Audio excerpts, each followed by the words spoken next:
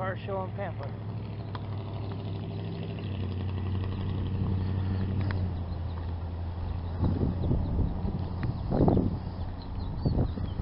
Nice.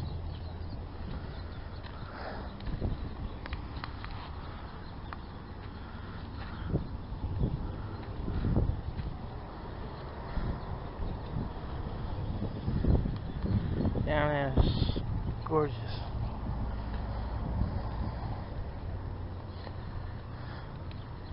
Customized horn.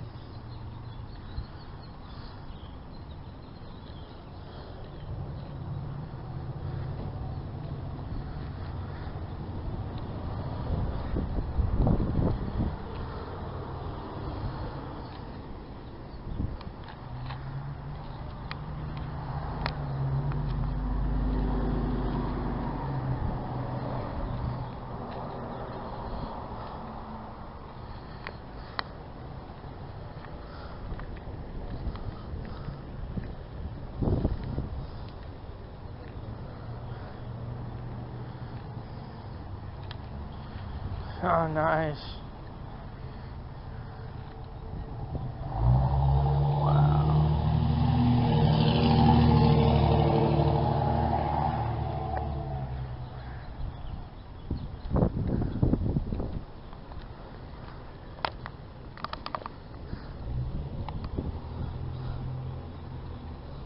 Four-barrel Holly carb. Looks like 350.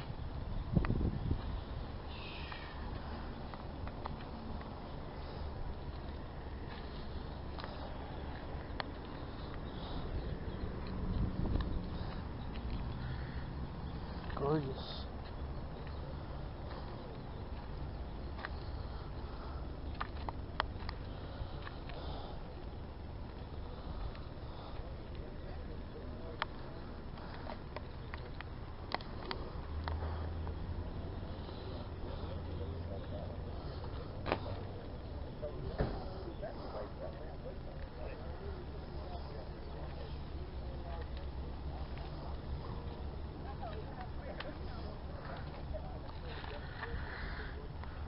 Wow.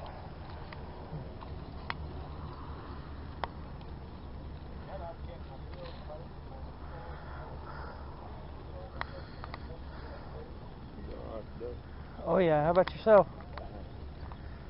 It's a nice day, isn't it? It is.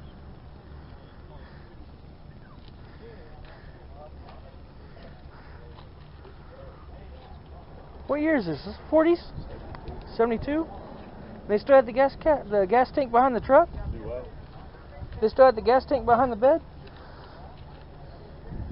Didn't understand what you said. They still had the gas tank then? Right. Yeah, I thought that stopped right around like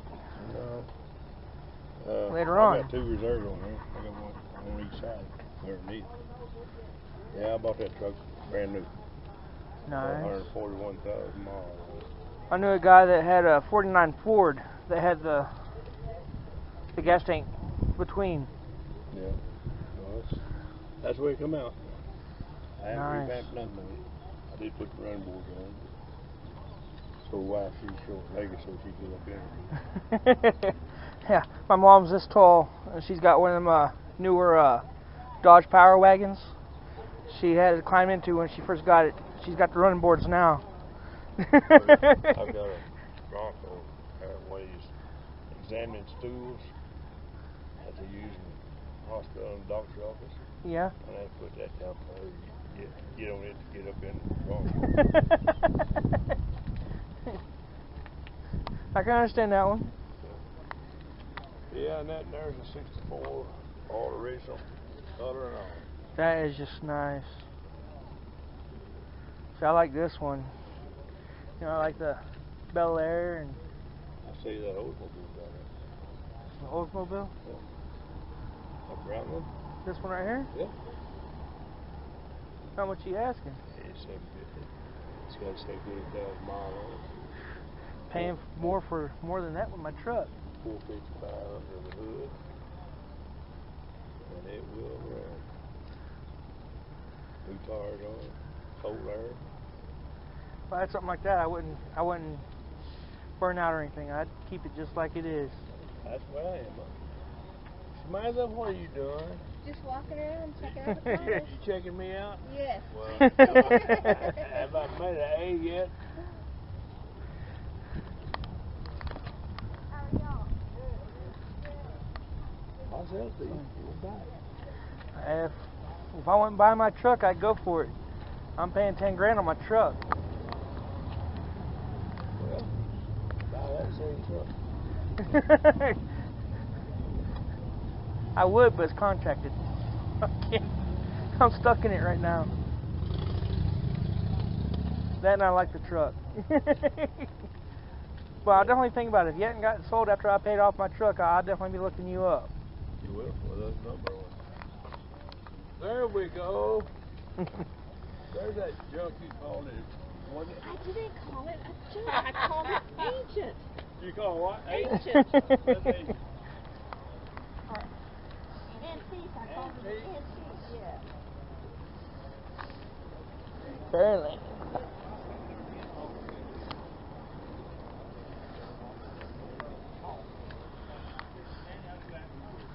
Yeah.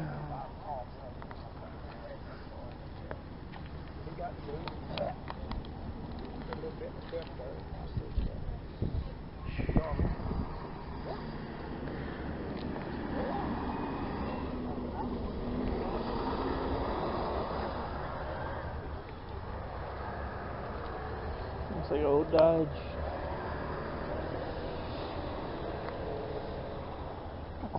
Wow.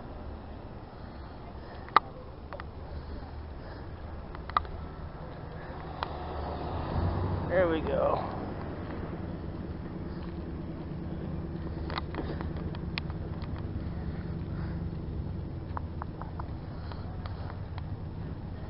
Wow, look at the Chrysler. Old rumble seat.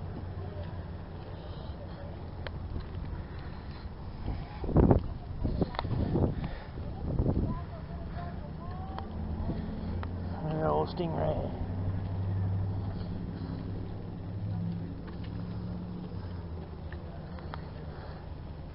Oh wow.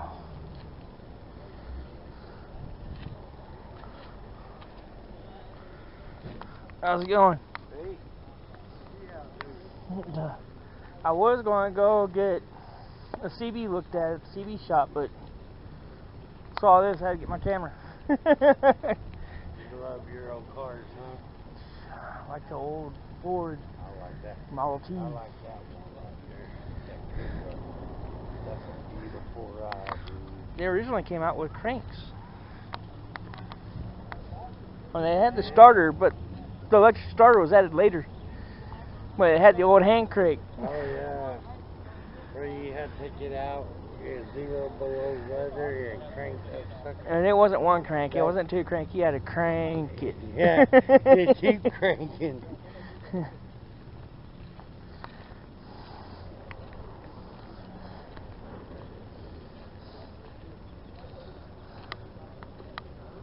Wow. Gorgeous paint job. 29. Hey, Mr. Ma, how you doing? Bud? Doing good, enjoying the cars. Which one's yours? Mine is from the maroon one, I'm down there except for 56. So the Corvette Trans Am and the Oldsmobile and the old Ford, the maroon one. And the lowrider. The lowrider? Yeah. Really? That's yours? Yeah. I never thought you'd be in one. I'm not in it. I just like them. I got a lowrider Ford sitting up there parked. Yeah, I just saw that. I just thought it was pretty cute.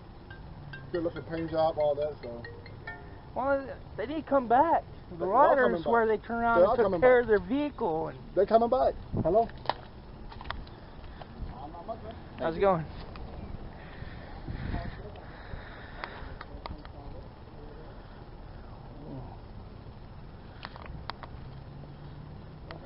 Golly. Must cost a fortune to replace a taillight. Those can't be easy to find.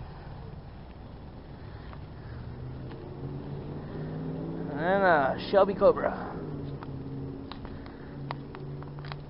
kit car? I think it did, I'm pretty sure. She looked like all Fox Body Mustang front suspension under it.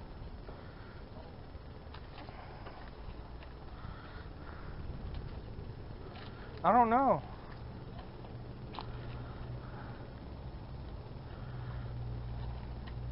Probably a factory 5 kit. They're really, really accurate with them. I know there's a red one around here that's an actual Shelby. It's actually nice. You know who Jerry Easley is? He's the guy that drives that new Tesla around town. Really? But he had one. My dad knows him real well, and I grew up with from him across the street. But he had one. It was a 289 automatic Cobra, and it was one of I think 7 that Carroll Shelby used to own for personal vehicles. And he bought it back when I was in high school.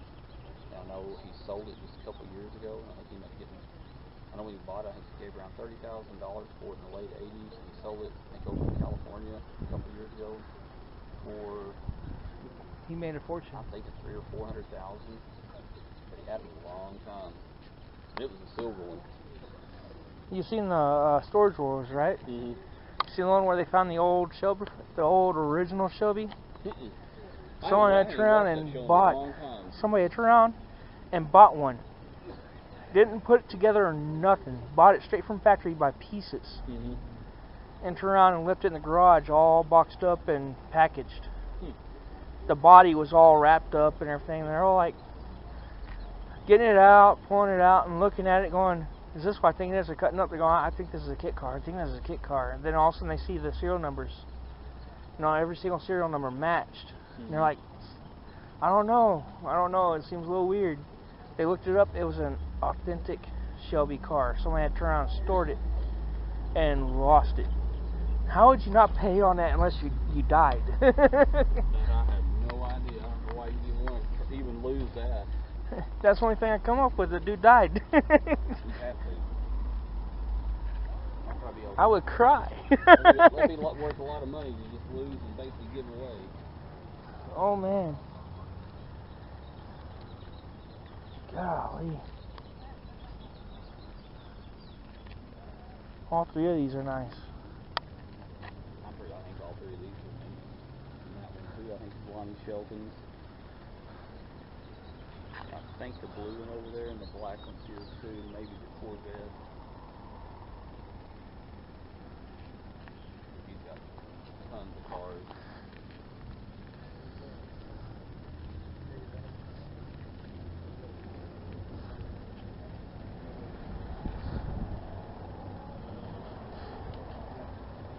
Oh, he's had this in Mopar.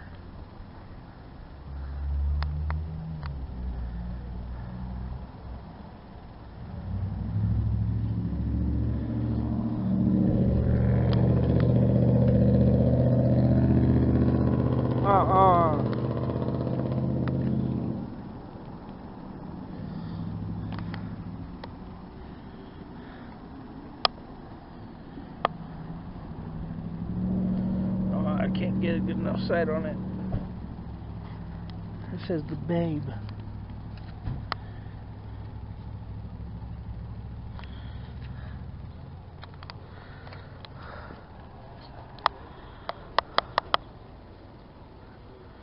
Oh my goodness.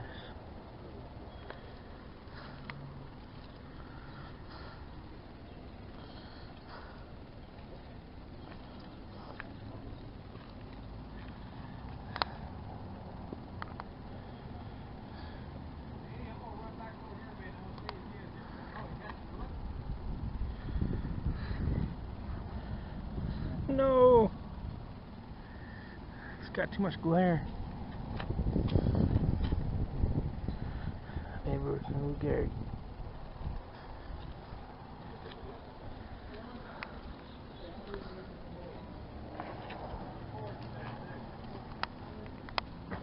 Oh my gosh.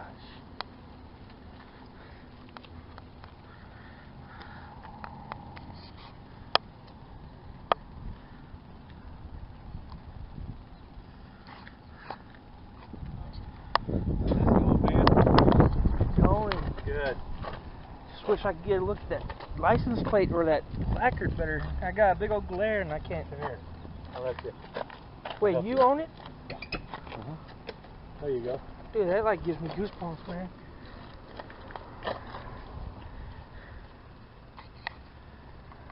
Still glare. I'll let you hold it. Hey, it's your property up in there. I don't want to step. Oh, that's okay. I tell you, step up in there if you want to try to get it. Go ahead. Okay. Step up in there if you want to try to get a picture. Better picture.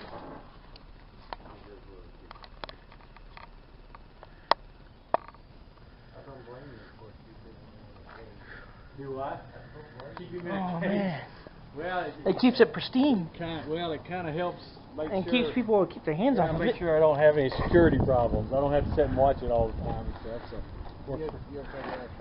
Oh yeah. It actually we is. headed out to the airport this morning. We took a bunch of pictures for Wall Street Journal. Yeah. They're doing an article about it in the Wall Street Journal. How'd you come across this?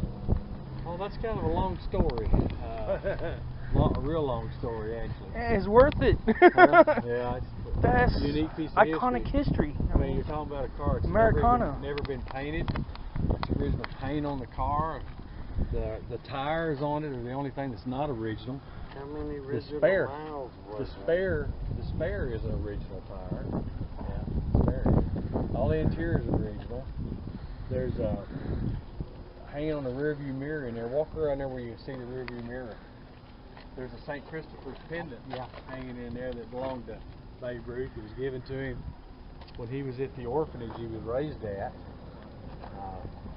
Yeah, the car's got a tremendous amount of history on it. Oh my goodness. You know what his favorite food was? Let me ask you. Any idea what his favorite food was? Take a guess. Anybody? Hamburgers? Hamburgers? What do you think? Okay, when you think of baseball, hot dogs, hot probably. dogs, that's exactly right. That's where that analogy, that's where that connection came from. It was cheap and easy to get hold of. Oh, okay. I wanted to say that, but it was too hot. I know it is.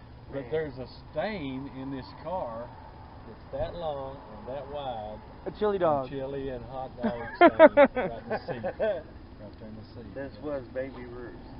Yes. No, not Baby Ruth. Babes. Baby Ruth's a candy bar. Babe Ruth. Baseball Babe. player. Yeah. That is The Babe. 48.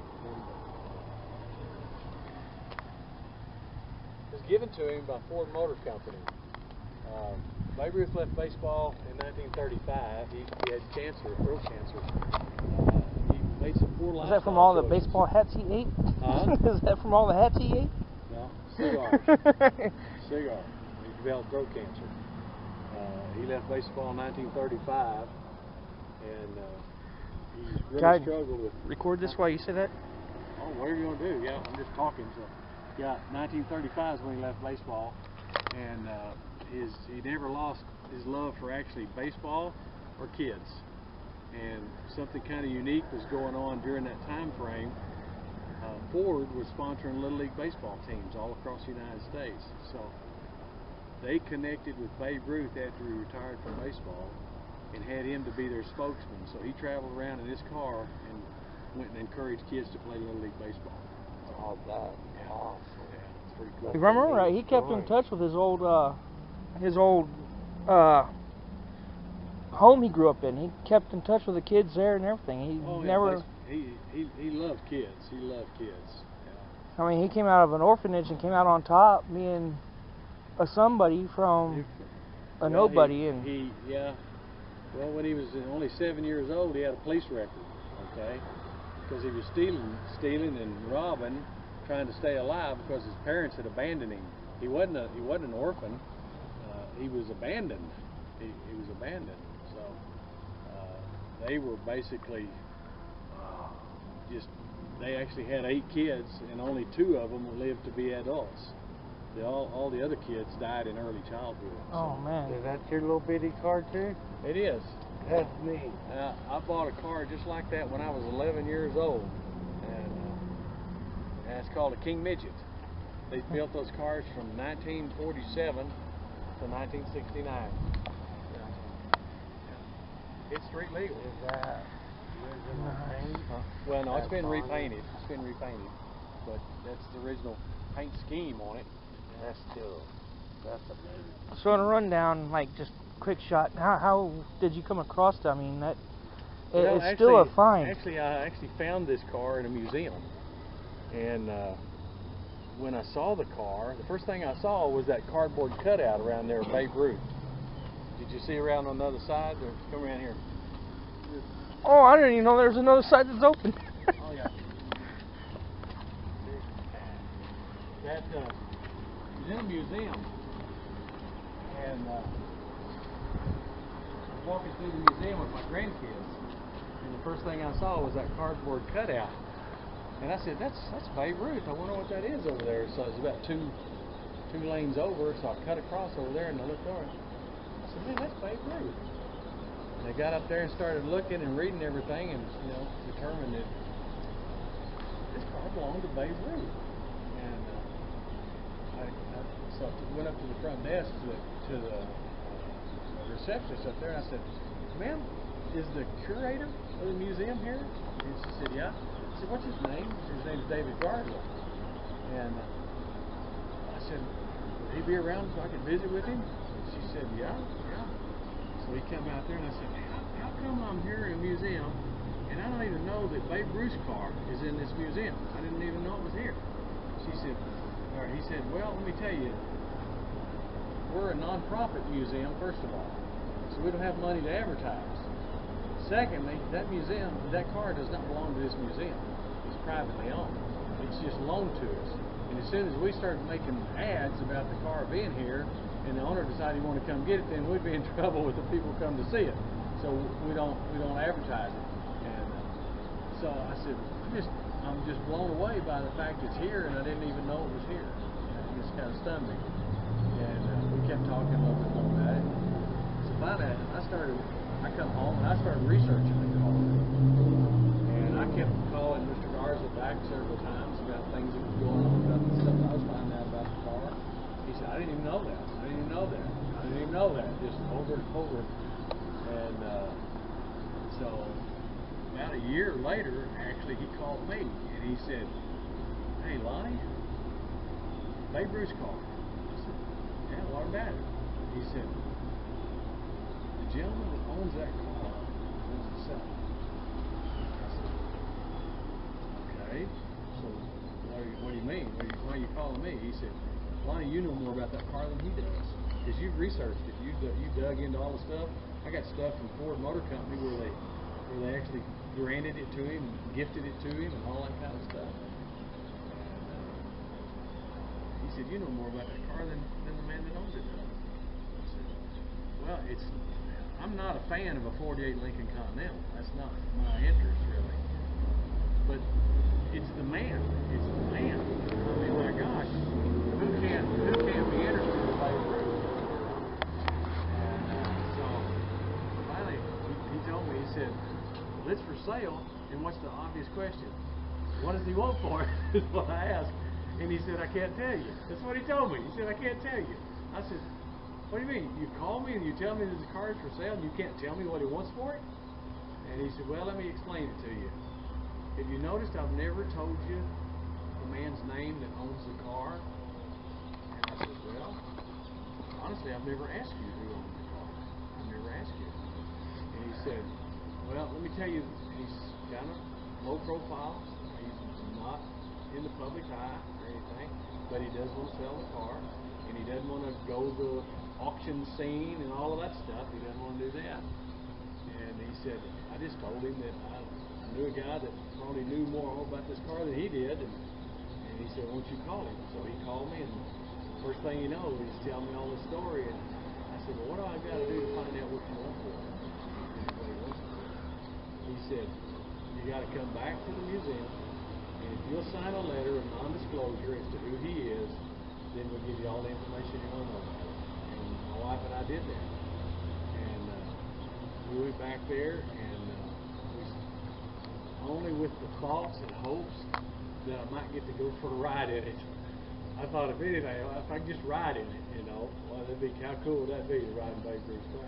Oh, joke. Anyhow, we went back there, and after a half a day of talking and visiting, and I rode in it and everything, it was all said and done, I said, can I see all the documentation that you've got on it, the ownership papers, where it went, how to get here, and all that stuff. And it's been in multiple museums. It's been in private collections, one in Minnesota, one in Wisconsin, and in the Dallas area. It was in a private museum, private collection in the Dallas area. So it's all those places it's been. And finally he just said, well, what do you want for it? And they popped out a number. And I turned to my wife and I said, let's step out of the room.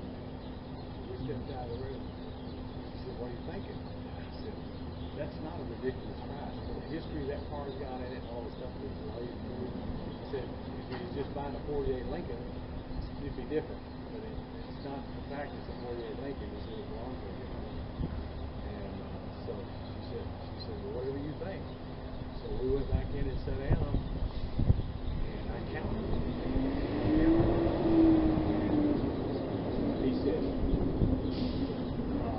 okay, can you make that happen today? Yeah, we sure can. He said, you make it happen today and you get your car. Then I had to go find a trailer to bring it home in and everything, because this trailer didn't even exist at that. I bought this trailer later just to carry it in. But I couldn't believe I was coming back home from that museum with Babe Ruth's car. I just couldn't believe it. And then everybody started, what are you going to do? What are you going to do with that old Lincoln? What are you going to do? I mean, what? You're not a Lincoln guy. You're right. I'm not a Lincoln guy. It don't matter about the car. It's who sat in it, who it belonged to. So I kept telling him, I don't know what I'm going to do with it. I don't know. There's a reason why good Lord let me have it. That's all I know. There's a reason.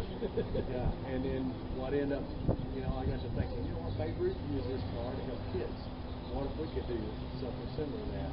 So I contacted St. Jude Children's Hospital and Texas Scottish Rite Hospital in Dallas. And now when we take it to events, it's going to a car show, or it's been to things from National Hot Rod Association, National Rifle Association, hot air balloon festivals, it's been to colleges, it's been to everything imaginable, honestly. And we use it to raise money for those hospitals and help kids with it.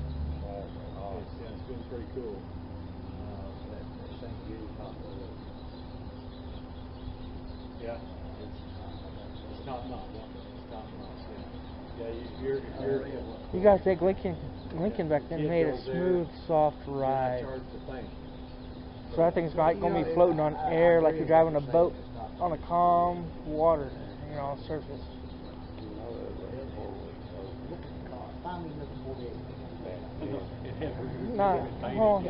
Not like the alcohol cars were back then. No, this was like the Cadillac. Probably blow your mind when I tell you.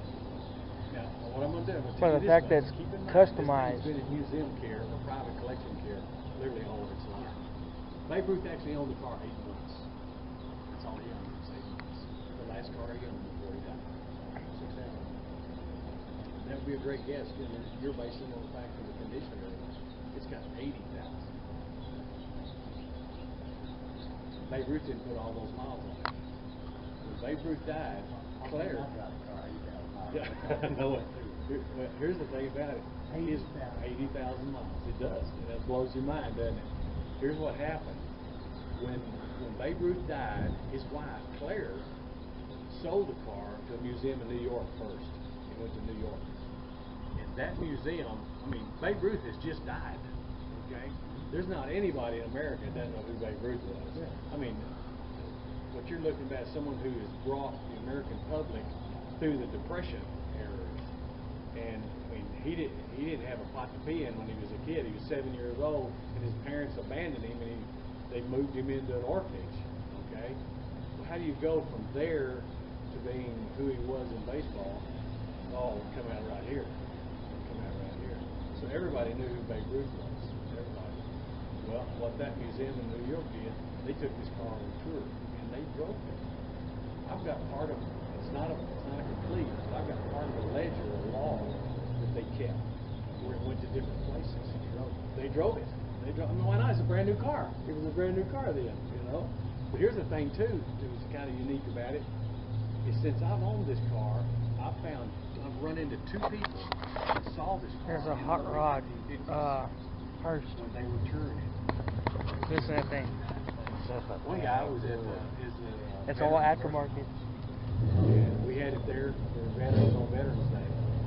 And if guys were coming out in wheelchairs and walkers and stuff, and they were coming out looking at the car, there's a guy rolled up in a wheelchair and he was sitting right there. I was standing right back over there, so I was back in the train. And he come rolling up there, and I looked at him and he was crying. So I walked over and I said, "Sir, you okay?" He said, "Yeah. Can I help you with something? Is there something I can do?" I mean, he's pretty emotional about something like that. And he said, "I've seen this car before." And I said, "Well, where would you have seen it?" He said, "I don't really know." But he said, "I've seen this car before." I said, "Well, let me ask you this." I said, where would you have possibly seen it? He said, "You don't understand." He said, "They tell me I don't have a memory no more." He's got Alzheimer's. And he said, they tell me I don't got a memory no more. And I said, "Well, hey, let's work on that a little bit." So we sat there and talked. And come to find out, he used to live in a little town in Oklahoma. Finally, he kept digging and digging and come up to this little town in Tulsa. So I told him, I said, let me do something. I said, I want how I can get in touch with you. How can I get in touch with you? You got an address here that I can send a letter to or something like that? Because I want to go back and start digging through that manual laws. You can see 1957. This car was at a county fair in the town he lived in 1957. So I wrote him a letter back, and they read it to him there at the Veterans. And first thing I told him in there, I said, "I want you to know your memory's not as bad as you think it is. You remember something that happened all the way back in 1957." And I told him about that car. That car right there used to belong to a friend of mine in Graham, Texas at 55. Ron. Yeah. He lost her husband.